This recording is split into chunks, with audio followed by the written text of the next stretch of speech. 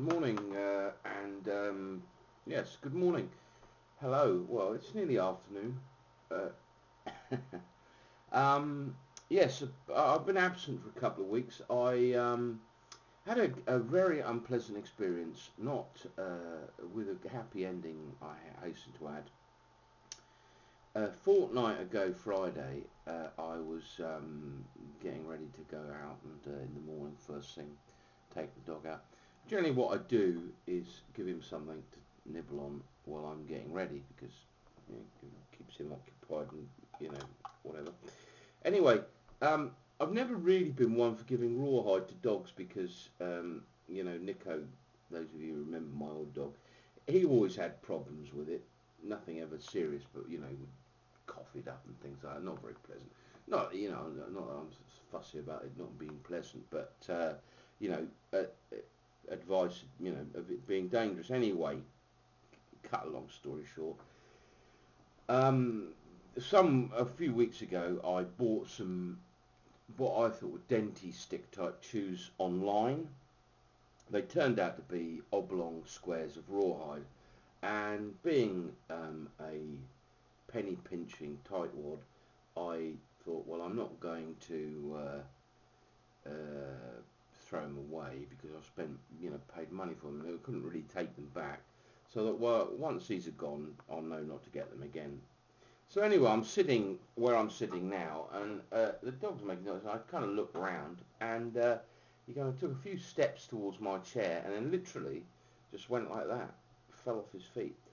Um, Fortunately, I had researched giving the dogs the Heimlich manoeuvre, the dog equivalent of that, the Heimlich manoeuvre. So anyway, I put my hand just to make. I wanted to check the airway, see if it was clear, and so I put my hand. Of course, he bit down and gave me quite a bad bite.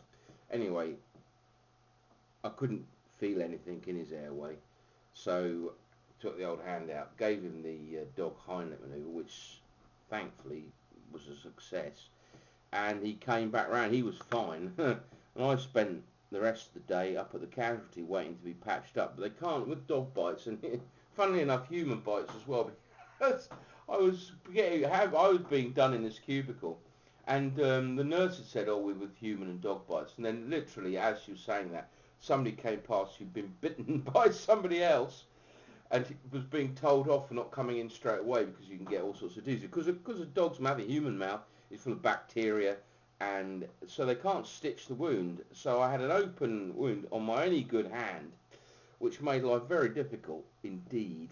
So I've had a kind of couple of weeks off really. It's healed up now. I mean, they put me on antibiotics, and thankfully it's going to be quite a chunky scar, but it's actually healed up very quickly and is back to, as you can see, normal. Anyway, that aside, it's so that's kind of predominates. So I haven't got around to making a video. So for those of you who are expectantly waiting Sunday for one, well, here it is finally. Yeah, smoking an Astley's of German Street Horn Zulu, made by the Dunhill Pipe Company for them. It's a lovely pipe, lovely shape, very elegant. Smoking in it some Peterson's University Flake. I've kind of, I've for some years really been a kind of autumnal, early winter sort of smoker of English blends of one sort and another, and summertime Virginias and Vapors, spring and summer. However, I had this a big green box, stood about 10 inches high by about 20 inches long, which was just full up with little bits of samples I'd been sent, bags of tobacco, all sorts of stuff, which was loose. I've got a cupboard full of tins, and I thought, well, times are tough here in the UK, and I thought, well, better smoke my way through it. But a lot of those are aromatics, which is probably why they ended up there. But I find if you don't smoke aromatics at all, which I didn't, and then you suddenly go onto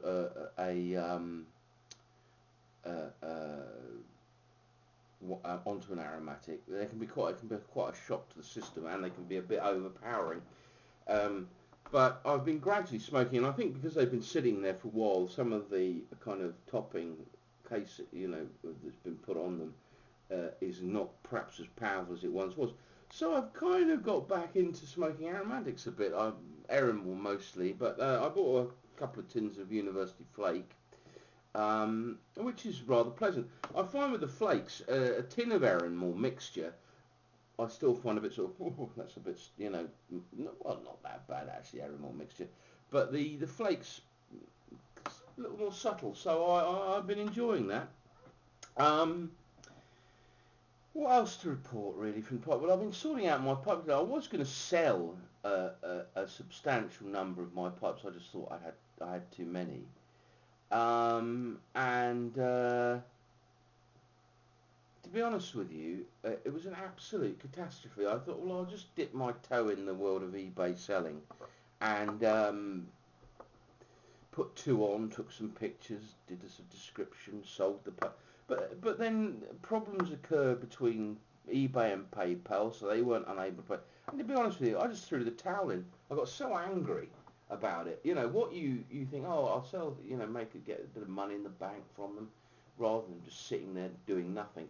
And the worst thing was I'd kind of had to alter my place around it for one reason. So where I was keeping my pipes displayed, I had to go, and so I didn't really have anywhere to put them. I've now stuck them on I bought a couple of pipe racks as well. I've got quite a lot of pipes, and most of them are still in boxes.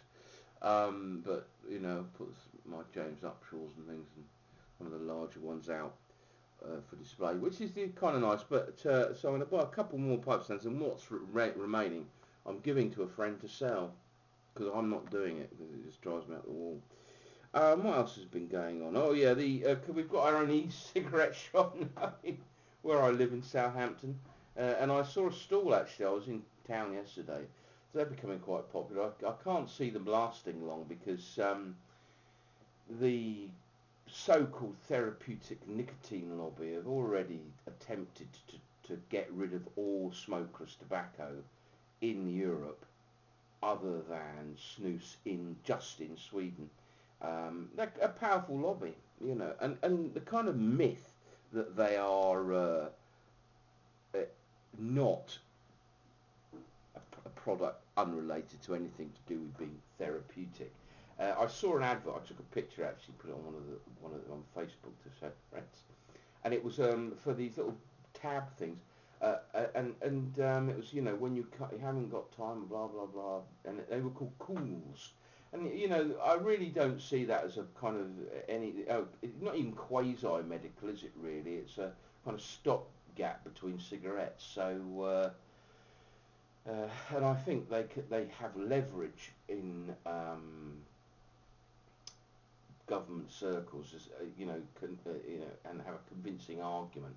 Whereas I think most people may use their products from time to time, but generally speaking, very few people actually manage to give up. So it's just another kind of business, isn't it, really? And I think they'll come down on e-cigarettes and I've seen e-pipes. A chap called Mycroft Milverton up in Liverpool who started making e-pipes. I think he had to give up smoking for some reason or other, and created these e-pipes, which are rather fun. Well, it's madness, but there we go. Anyway, so I've been smokeless tobacco-wise using the old scruff, which I shall no longer soon be able to get. But to be honest with you, I just use it like one would use an e-cigarette, really, when I can't smoke. So I'm not really worried about not being able to get it. I use the Thunder and Phantom, and Phantom's not that nice, but Thunder's all right. Okay, well, I'm not going to dilly-dally and chitter-chatter. I just thought I'd catch up with people. I hope you're all well, and looking forward to summer. Hopefully, if Keith's watching, and Andreas, we should get in contact and try and organise some kind of Wessex, let's call it, to give it some sort of historical authenticity. Pipe meet in Southampton, maybe.